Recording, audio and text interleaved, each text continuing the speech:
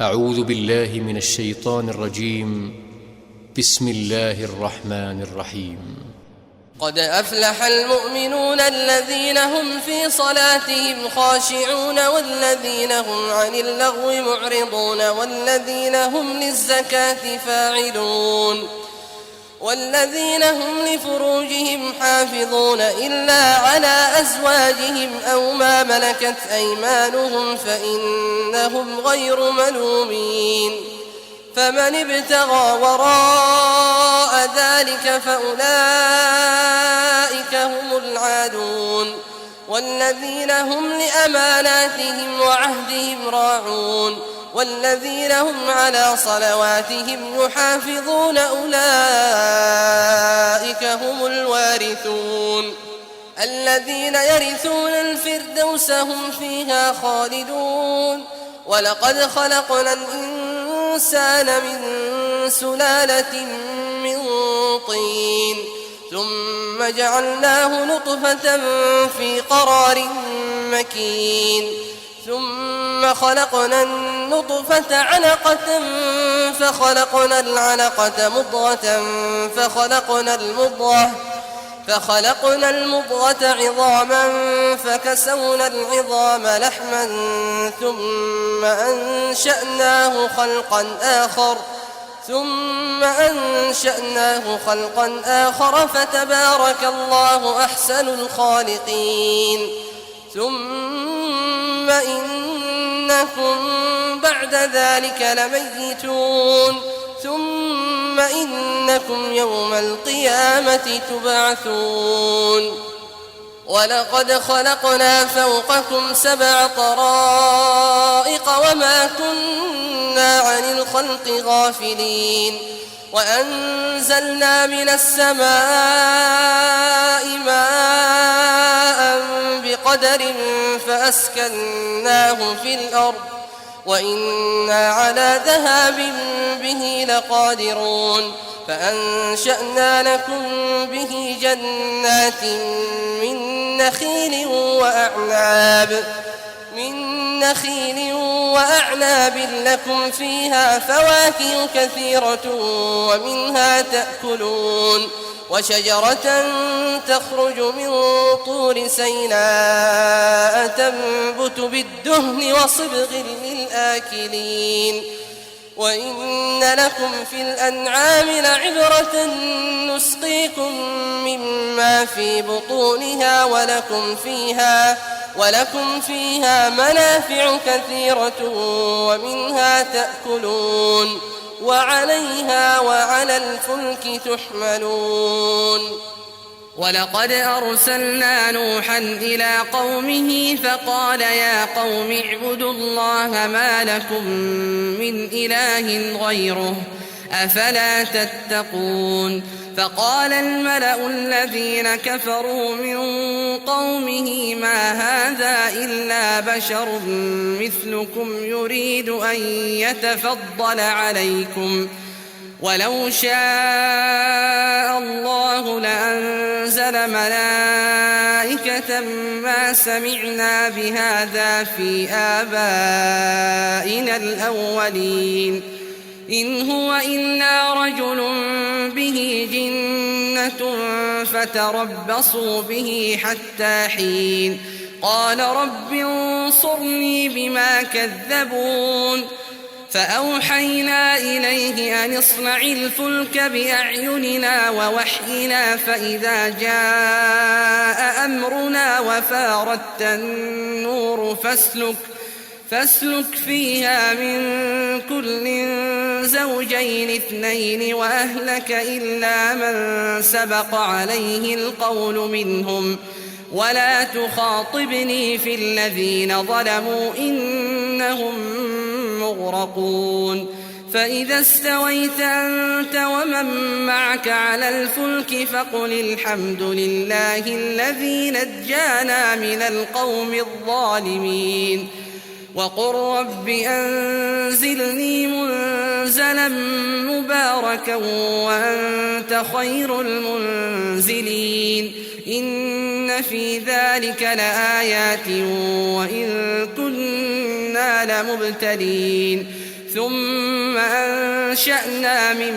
بعدهم قرنا آخرين فأرسلنا فيهم رسولا منهم أن اعبدوا الله ما لكم من إله غيره أفلا تتقون وقال الملأ من قومه الذين كفروا وكذبوا بلقاء الآخرة وأترفناهم في الحياة الدنيا ما هذا إلا بشر مثلكم يأكل مما تأكلون منه ويشرب مما تشربون ولئن أطعتم بشرا مثلكم إنكم إذا لخاسرون أيعدكم أنكم إذا متم وكنتم ترابا وعظاما أنكم مخرجون هيهات هيهات لما توعدون إن هي إلا حياتنا الدنيا نموت ونحيا وما نحن بمبعوثين إن هو إلا رجل افترى على الله كذبا وما نحن له بمؤمنين قال رب انصرني بما كذبون قال عما قليل ليصبحن نادمين فأخذتهم الصيحة بالحق فجعلناهم غثاء فبعدا للقوم الظالمين ثم أنشأنا من بعدهم قرونا آخرين ما تسبق من أمة أجلها وما يستأخرون ثم أرسلنا رسلنا تترى كلما جاء أمة رسولها كذبوه فأتبعنا بعضهم بعضا وجعلناهم أحاديث فبعدا لقوم لا يؤمنون ثم أرسلنا موسى وأخاه هارون بآياتنا وسلطان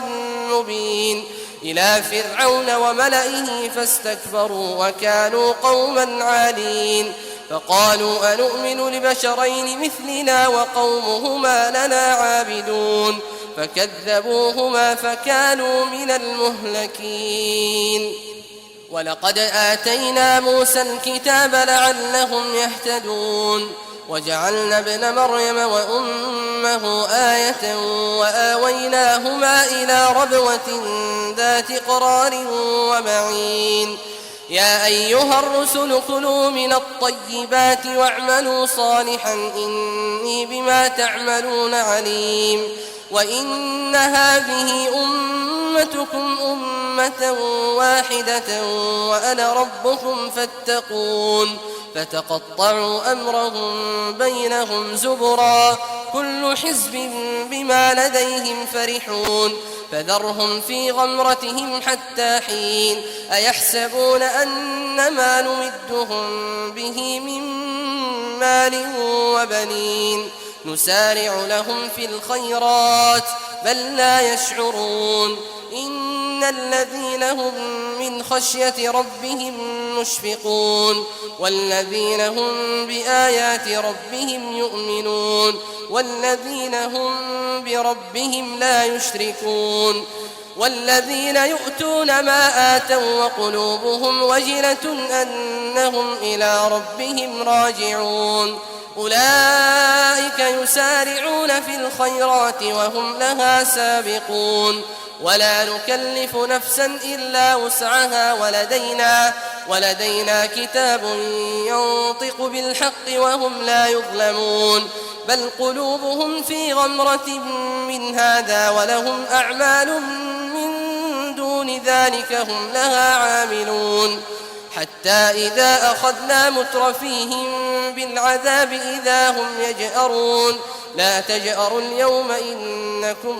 منا لا تنصرون قد كانت آياتي تتلى عليكم فكنتم على أعقابكم تنكصون مستكبرين به سامرا تهجرون أفلم يدبروا القول أم جاءهم ما لم يأت آباءهم الأولين أم لم يعرفوا رسولهم فهم له منكرون أم يقولون به جنة بل جاءهم بالحق وأكثرهم للحق كارهون ولو اتبع الحق أهواءهم لفسدت السماوات والأرض ومن فيهن بل أتيناهم بذكرهم فهم عن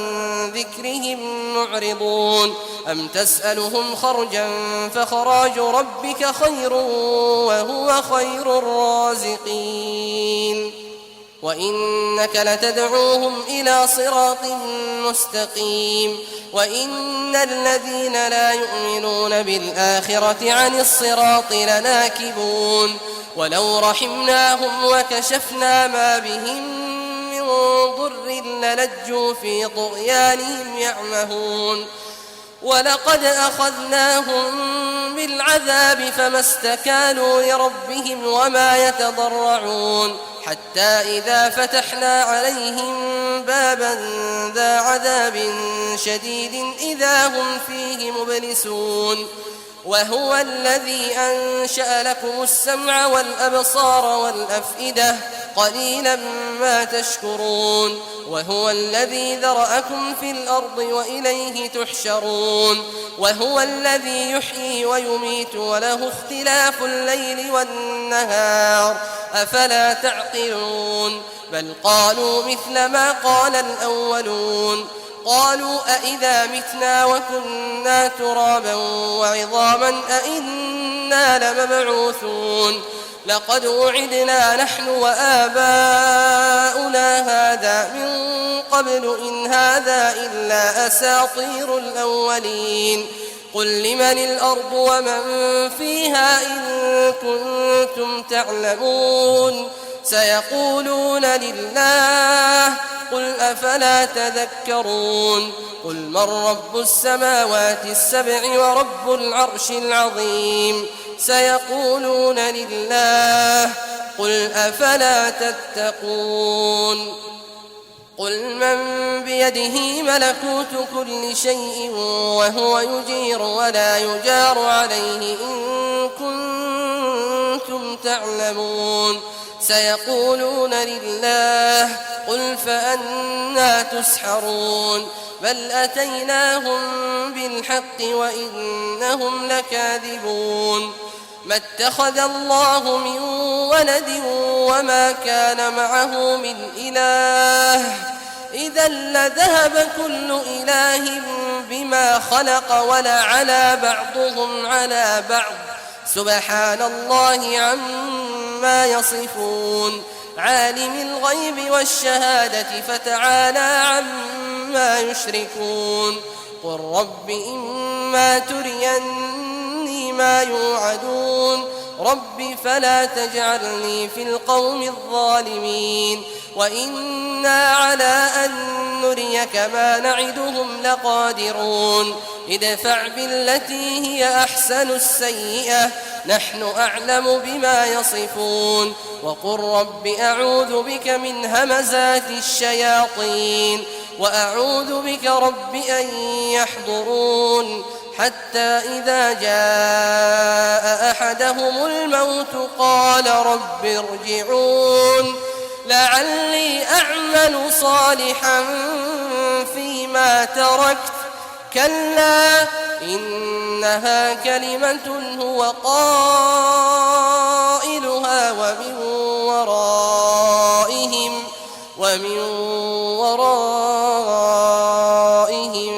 برزخ إلى يوم يبعثون فإذا نفخ في الصور فلا أنساب بينهم يومئذ ولا يتساءلون فمن ثقلت موازينه فأولئك هم المفلحون ومن خفت موازينه فأولئك الذين خسروا أنفسهم في جهنم خالدون تلفح وجوههم النار وهم فيها كالحون ألم تكن آياتي تتلى عليكم فكنتم بها تكذبون قالوا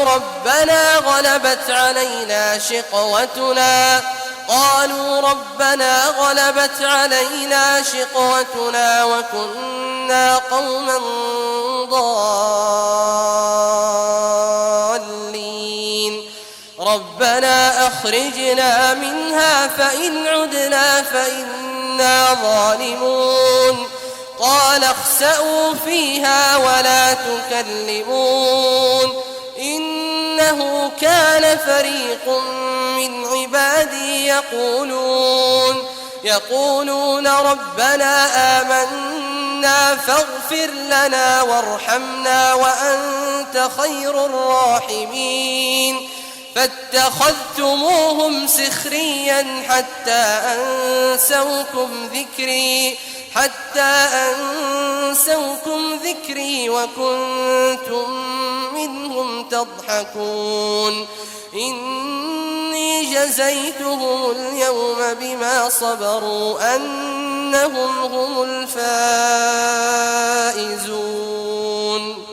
قال كم لبثتم في الأرض عدد سنين قالوا لبثنا يوما أو بعض يوم فاسأل العادين قال إن لبثتم إلا قليلا لو أنكم كنتم تعلمون أفحسبتم أنما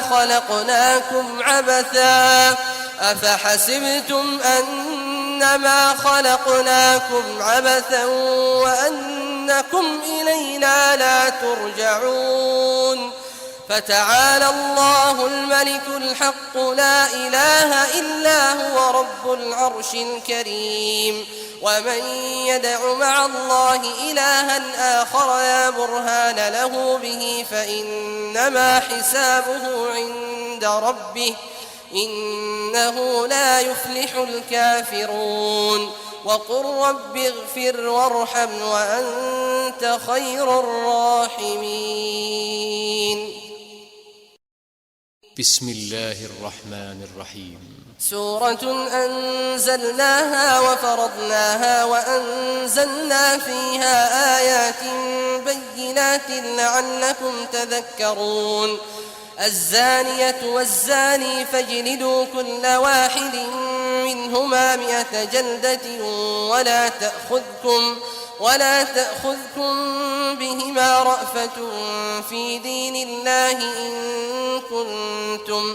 إن كنتم تؤمنون بالله واليوم الآخر وليشهد عذابهما طائفة من المؤمنين الزاني لا ينكح إلا زانية أو مشركة والزانية لا ينكحها إلا زان أو مشرك وحرم ذلك على المؤمنين والذين يرمون المحصنات ثم لم يأتوا ب4 شهداء فاجلدوهم 80 جلدة ولا تقبلوا لهم شهادة أبدا وأولئك هم الفاسقون إلا الذين تابوا من بعد ذلك وأصلحوا فإن الله غفور رحيم والذين يرمون أزواجهم ولم يكن لهم شهداء إلا أنفسهم فشهادة أحدهم 4 شهادات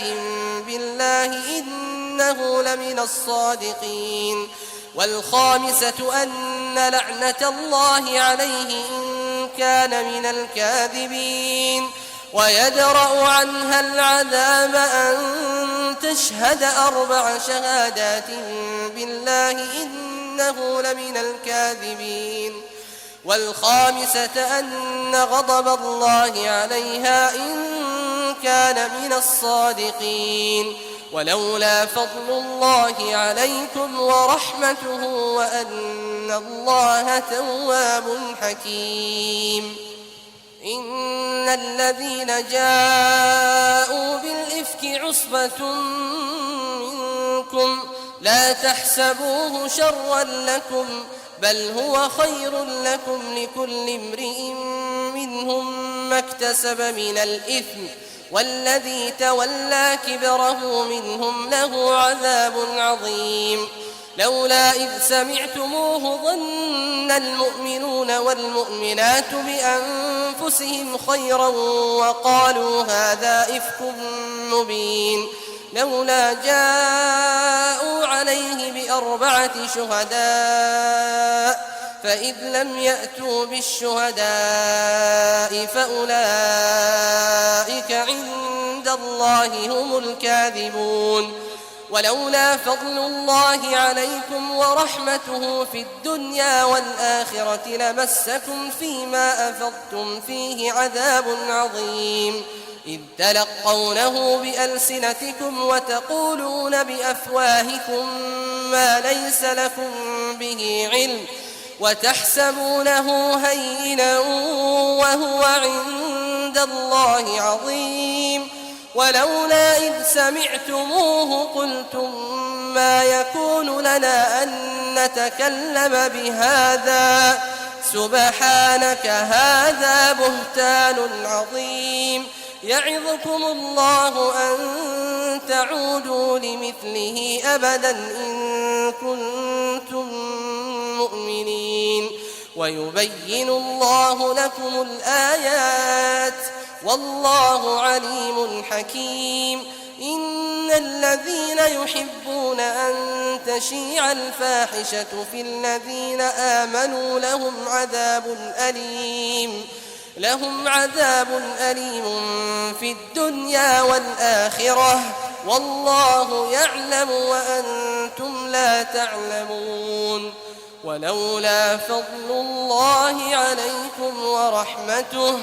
ولولا فضل الله عليكم ورحمته وأن الله رءوف رحيم يا أيها الذين آمنوا لا تتبعوا خطوات الشيطان ومن يتبع خطوات الشيطان فإنه يأمر بالفحشاء والمنكر ولولا فضل الله عليكم ورحمته ما زكى منكم من أحد أبدا ولكن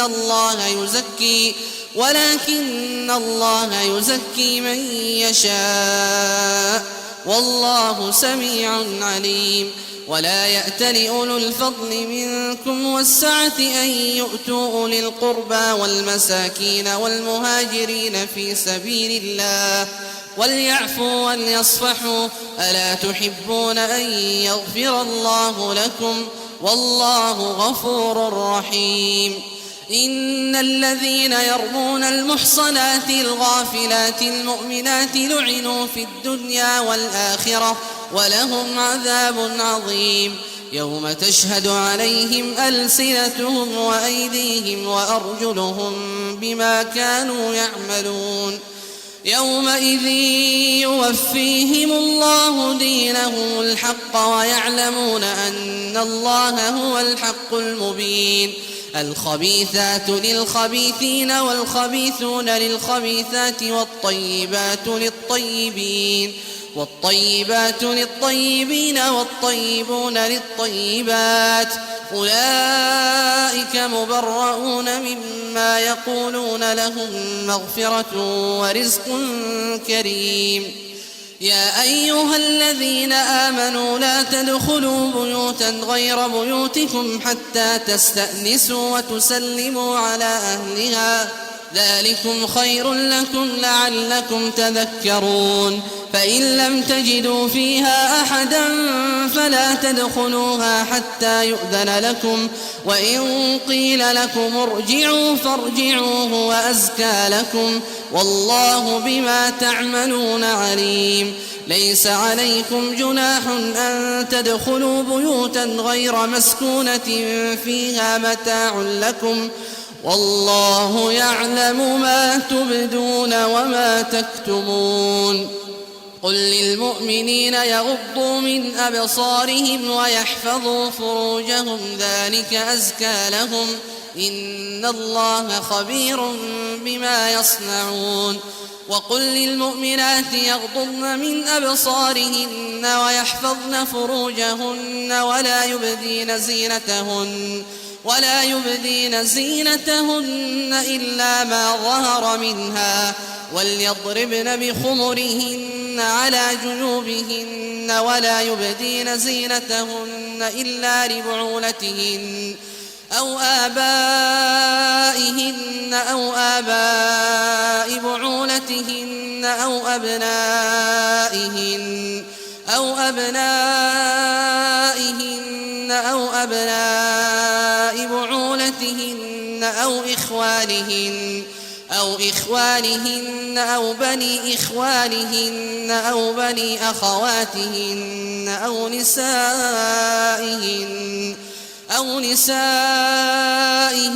أو ما ملكت أيمانهن أو التابعين غير أولي الإربة من الرجال أو الطفل الذين لم يظهروا على عورات النساء ولا يضربن بأرجلهن ليعلم ما يخفين من زينتهن وتوبوا إلى الله جميعا أيها المؤمنون لعلكم تفلحون وأنكحوا الأيام منكم والصالحين من عبادكم وإمائكم إن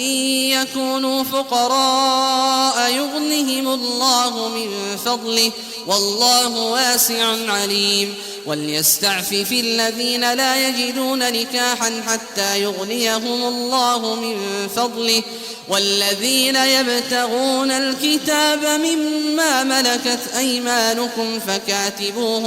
فكاتبوهم إن علمتم فيهم خيرا وآتوهم مما لله الذي آتاكم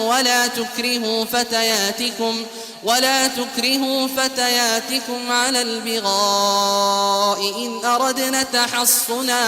إن أردنا تحصنا لتبتغوا عرض الحياة الدنيا ومن يكرهن فإن الله من بعد إكراههن غفور رحيم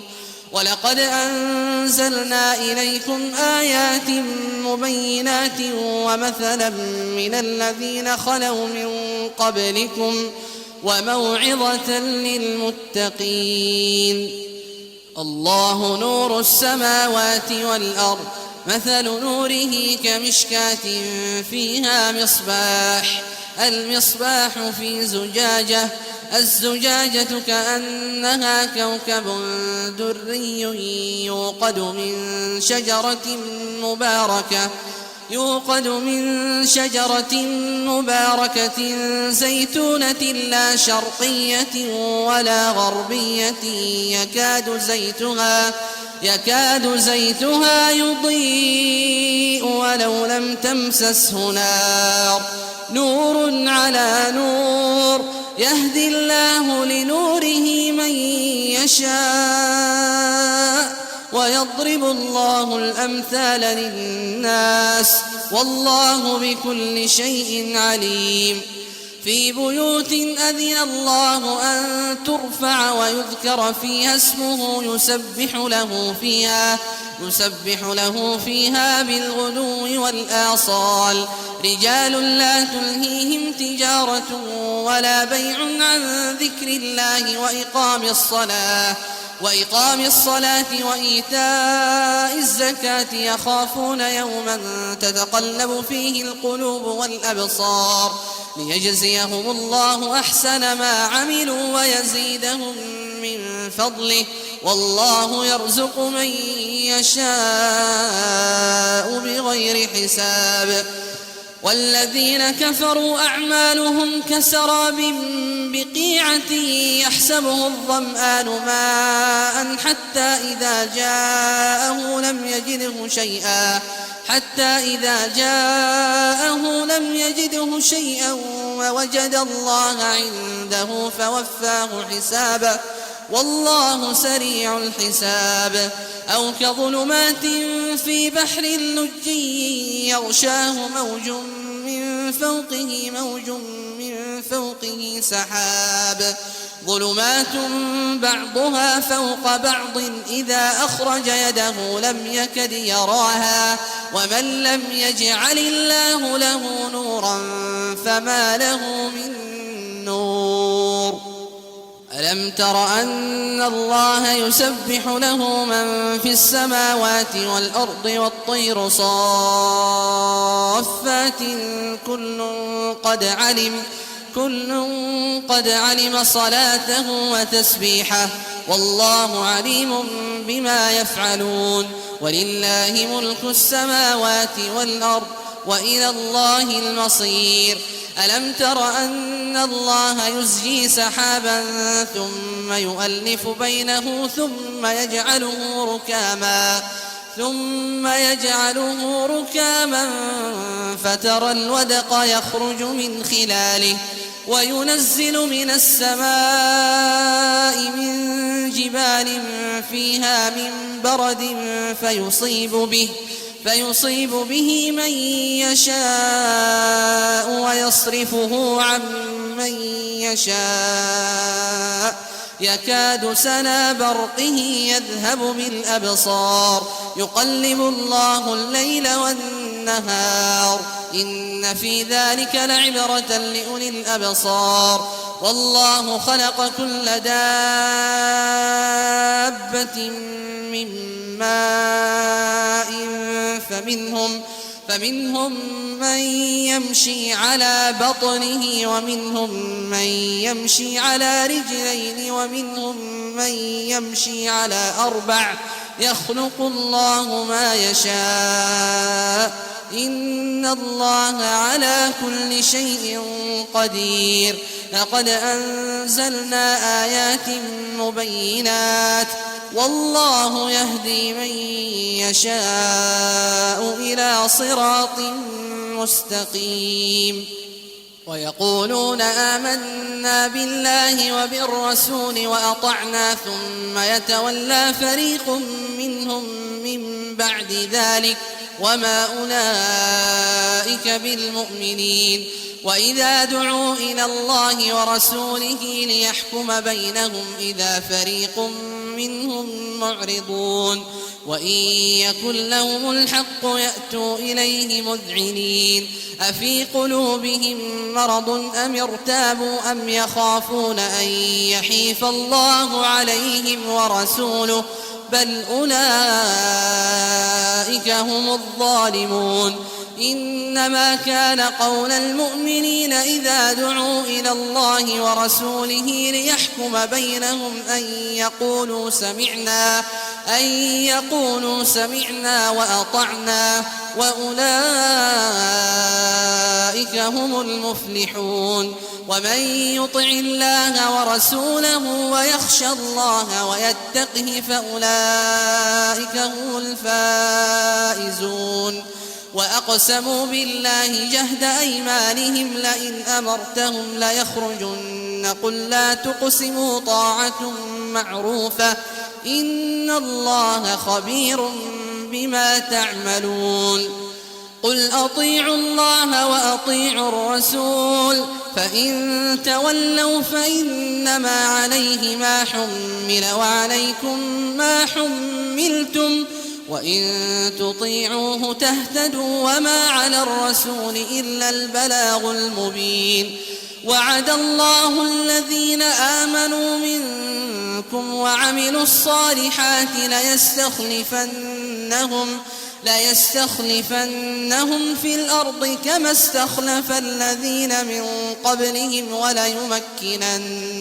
وليمكنن لهم دينهم الذي ارتضى لهم وليبدلنهم من بعد خوفهم أمنا يعبدونني لا يشركون بي شيئا ومن كفر بعد ذلك فأولئك هم الفاسقون وأقيموا الصلاة وآتوا الزكاة وأطيعوا الرسول لعلكم ترحمون لا تحسبن الذين كفروا معجزين في الأرض ومأواهم النار ولبئس المصير يا أيها الذين آمنوا ليستأذنكم الذين ملكت أيمانكم والذين لم يبلغوا الحلم منكم 3 مرات من قبل صلاة الفجر وحين تضعون ثيابكم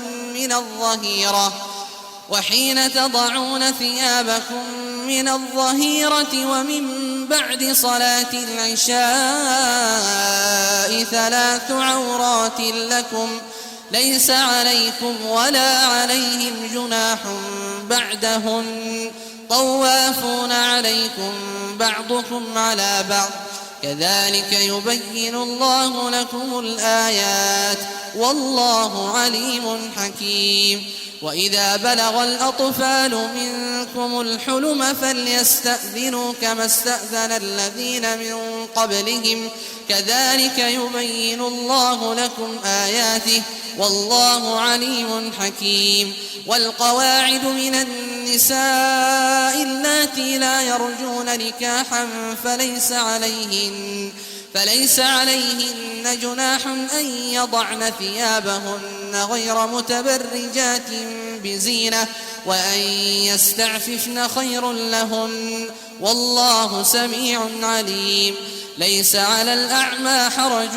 ولا على الأعرج حرج ولا على المريض حرج ولا على أنفسكم أن تأكلوا من بيوتكم أو بيوت آبائكم أو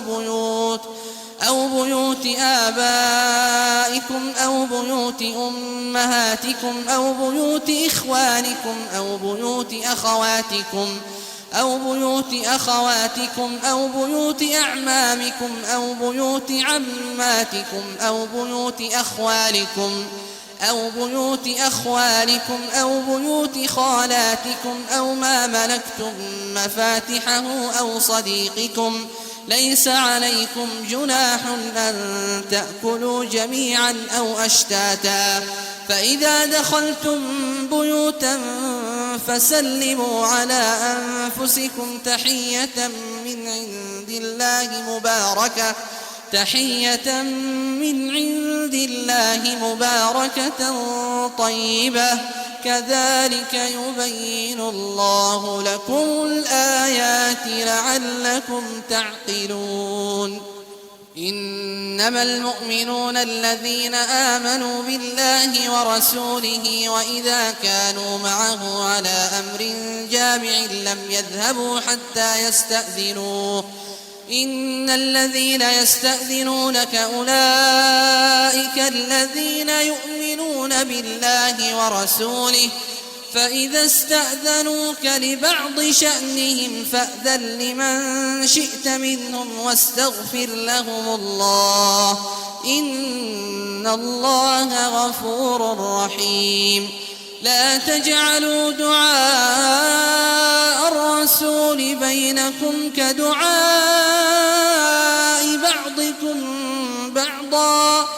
قد يعلم الله الذين يتسللون منكم لواذا فليحذر الذين يخالفون عن أمره أن تصيبهم فتنة أو يصيبهم عذاب أليم. ألا إن لله ما في السماوات والأرض قد يعلم ما أنتم عليه ويوم يرجعون إليه فينبئهم بما عملوا والله بكل شيء عليم. بسم الله الرحمن الرحيم. تبارك الذي نزل الفرقان على عبده ليكون للعالمين نذيرا الذي له ملك السماوات والأرض ولم يتخذ ولدا ولم يكن له شريك في الملك وخلق كل شيء فقدره تقديرا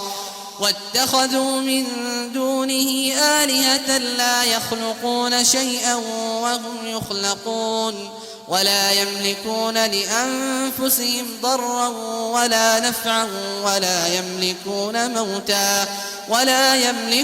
موتا ولا حياة ولا نشورا. وقال الذين كفروا إن هذا إلا إفك افتراه وأعانه عليه قوم آخرون فقد جاءوا ظلما وزورا وقالوا أساطير الأولين اكتتبها فهي تملى عليه بكرة وأصيلا قل أنزله الذي يعلم السر في السماوات والأرض إنه كان غفورا رحيما وقالوا ما لهذا الرسول يأكل الطعام ويمشي في الأسواق لولا أنزل إليه ملك فيكون معه نذيرا أو يلقى إليه كنز أو تكون له جنة يأكل منها وقال الظالمون إن تتبعون إلا رجلا مسحورا انظر كيف ضربوا لك الأمثال فضلوا فلا يستطيعون سبيلا تبارك الذي إن شاء جعل لك خيرا من ذلك جنات تجري من تحتها الأنهار ويجعل لك قصورا بل كذبوا بالساعة وأعتدنا لمن كذب بالساعة سعيرا إذا رأتهم من مكان بعيد سمعوا لها تغيظا وزفيرا وإذا ألقوا منها مكانا ضيقا مقرنين دعوا هنالك ثبورا لا تدعوا اليوم ثبورا واحدا وادعوا ثبورا كثيرا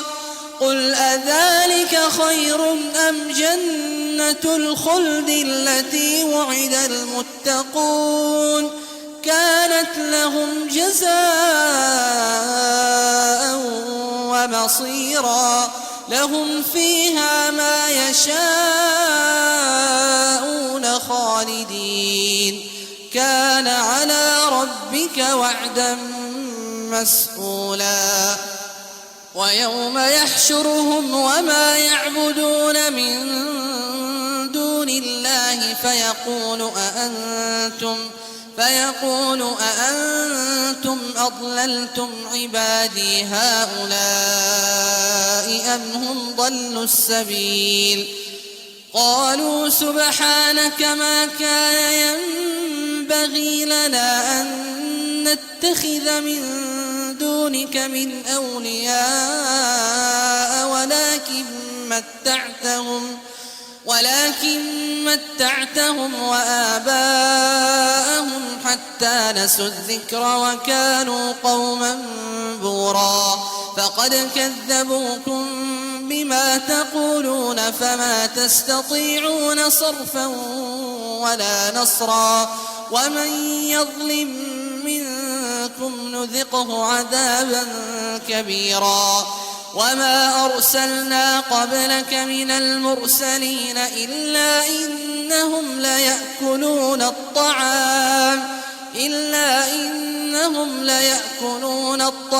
ويمشون في الأسواق وجعلنا بعضكم لبعض فتنة أتصبرون وكان ربك بصيرا